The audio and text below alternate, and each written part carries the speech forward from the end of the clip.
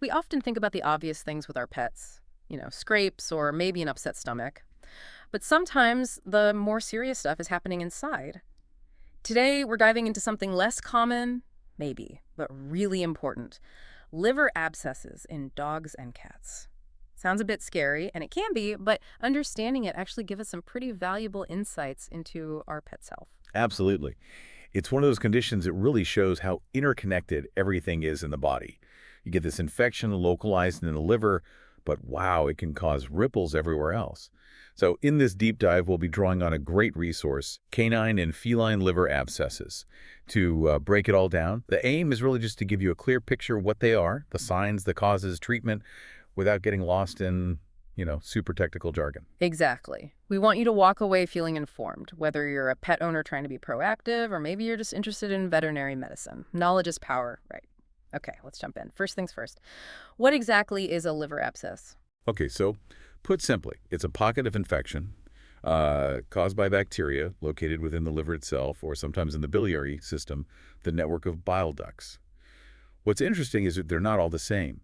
The source material highlights how much they can vary, size and where they are. You might see lots of tiny little abscesses scattered around. Those are called multifocal microabscesses, Microabscesses. or it could be a more widespread infection that involves the bile ducts more generally. That's diffuse suppurative cholangitis or cholangiohepatitis. Bit of a mouthful. Yeah, just a bit.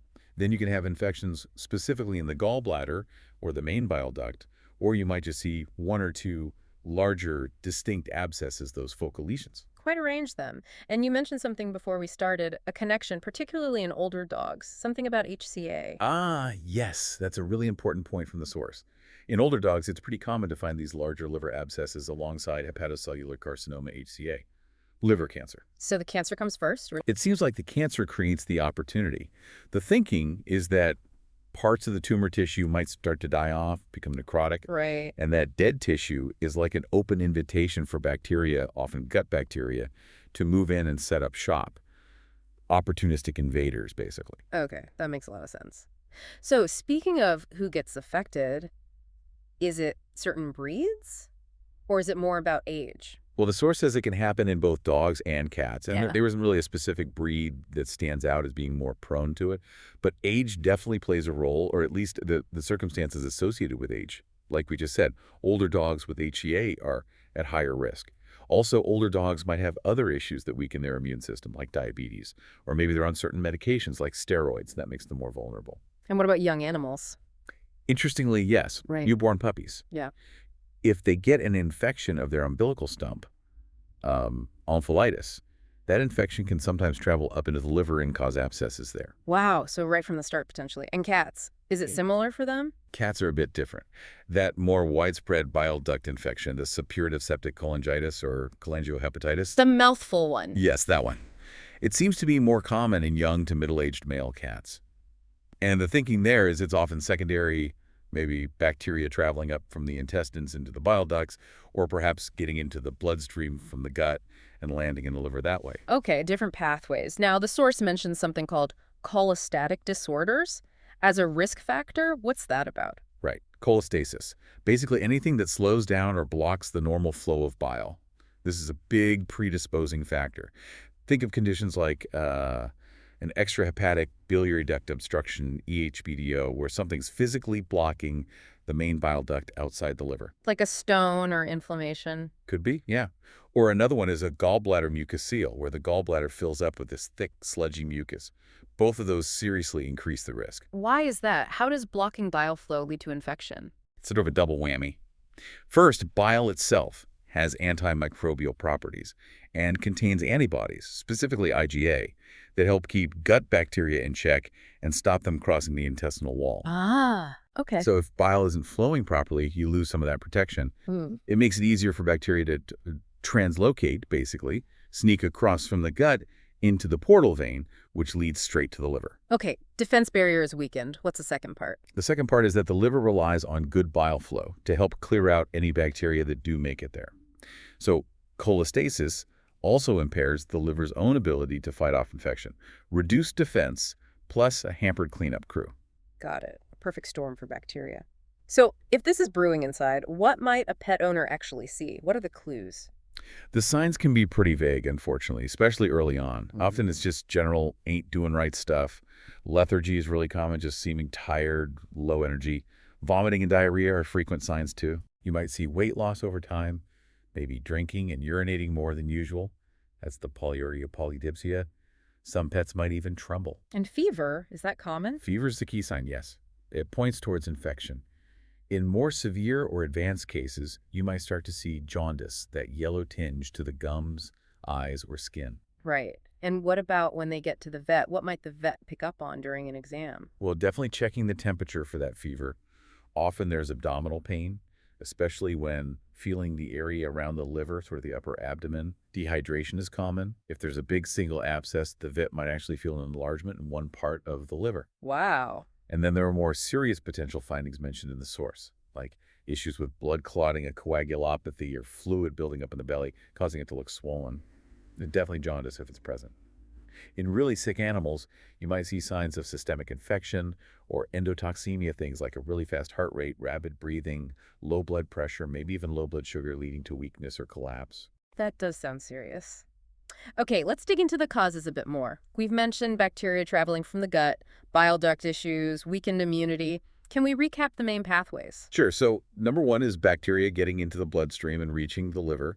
That could be via the portal vein from the intestines, which is probably the most common route, or via the hepatic artery, or even the umbilical vein in those newborns with omphalitis. Okay, bloodstream route, what else? Biliary tract problems are huge. Yeah. Any obstruction, as we discussed, but also pre-existing disease in the liver, bile ducts, or even the pancreas. Inflammatory bowel disease, too, can disrupt things and allow bacteria to ascend up the bile ducts from the gut. Ascend, like climb up against the flow. Yeah, retrograde infection. Hmm. And sometimes, if there's been surgery to connect the gallbladder directly to the intestine, a cholecystoenterostomy, that obviously creates a direct pathway for bacteria. Right, makes sense. And we talked about tumors already. Yes, HCA in older dogs, with that necrotic tissue acting as a breeding ground. And the weakened immune system factors. Definitely.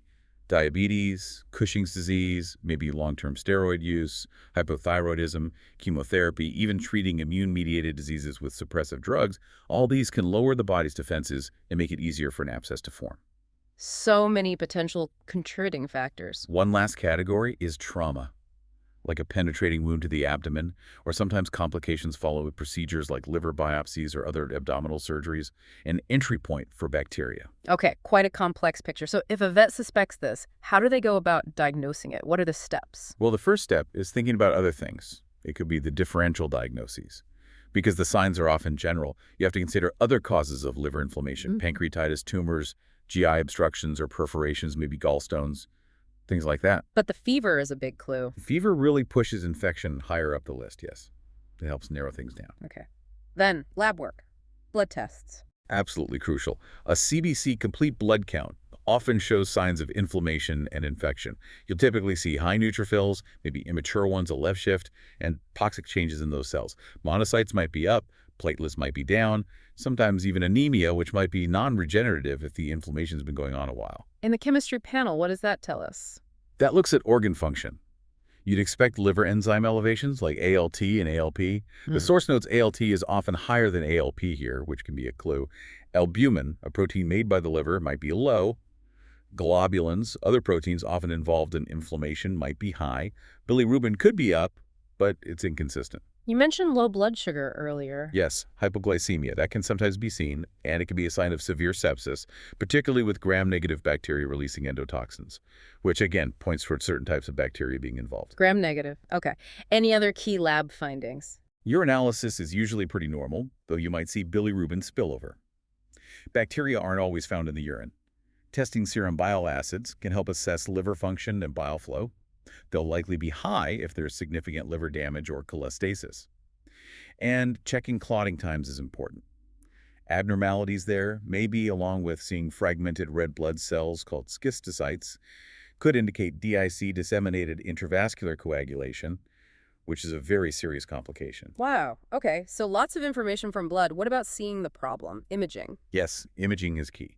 X-rays might show an enlarged liver, either just one area or the whole thing, maybe signs of a mass. If there's fluid or inflammation, the detail in the abdomen might look fuzzy. A really suggestive sign on X-ray, though, is seeing gas bubbles within the liver tissue or the bile ducts. That strongly suggests gas-producing bacteria are involved. Gas bubbles. Wow. But ultrasound is usually the go-to. Ultrasound is generally considered the best non-invasive way to spot these, especially if they're bigger than about half a centimeter. And what do they look like on ultrasound? They can look quite different, single or multiple. Often they're fluid-filled, but the fluid might have echoes inside from debris or pus. They typically have a hyperechoic rim, a bright edge, which is the body trying to wall off the infection. You might even see bright spots from calcification or gas inside the abscess itself. So, quite variable. Yes, the source says seeing that kind of lesion, along with fluid in the abdomen, and maybe a bright, inflamed look to the tissues around it, makes an abscess very likely. But it cautions that really tiny miliary abscesses can be hard to tell apart from other liver diseases, and that diffuse bile duct infection, cholangiohepatitis, doesn't really have a specific look on ultrasound. So ultrasound helps a lot, but sometimes you need more definitive proof, like sampling. Exactly. That's where cytology comes in, looking at cells under the microscope. This is critical for actually finding the bacteria.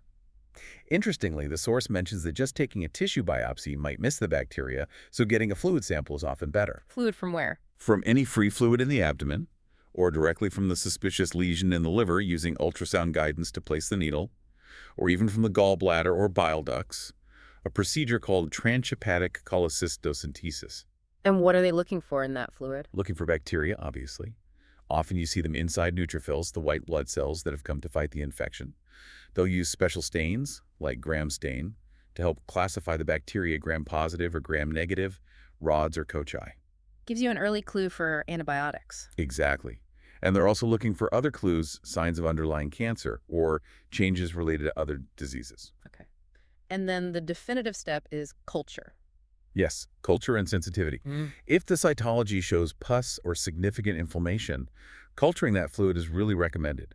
You want to grow whatever's there, aerobic bacteria, anaerobic bacteria, even fungi potentially. Blood cultures might also be useful, especially if multiple abscesses are suspected. And what kind of bugs usually show up? The source lists the common ones. E. coli is the most frequent gram-negative. Enterococcus species are the most common gram-positives.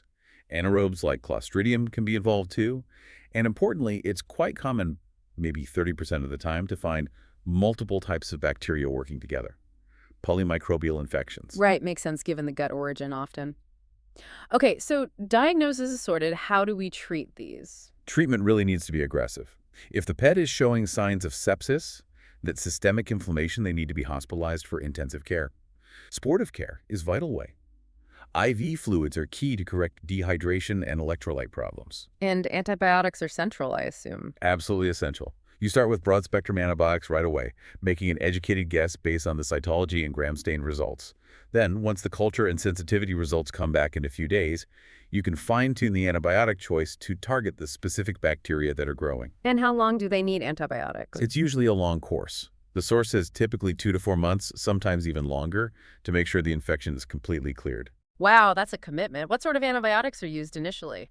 Common starting combinations might include something like ticarcillin or amoxicillin clavulanate, often combined with enofloxacin and maybe metronidazole or clindamycin to cover anaerobes. But crucially, dosages might need adjusting if the liver isn't working well or if there's severe cholestasis, since the liver processes many drugs. Okay. Is medicine always enough? What about the abscess itself? Does it need draining? Often, yes, especially for larger abscesses. Antibiotics alone might struggle to penetrate a big pocket of pus, so drainage might be needed. This can be done surgically, sometimes even removing the affected liver lobe, a lobectomy. Remove the whole lobe. If the abscess is large and confined to one lobe, yes.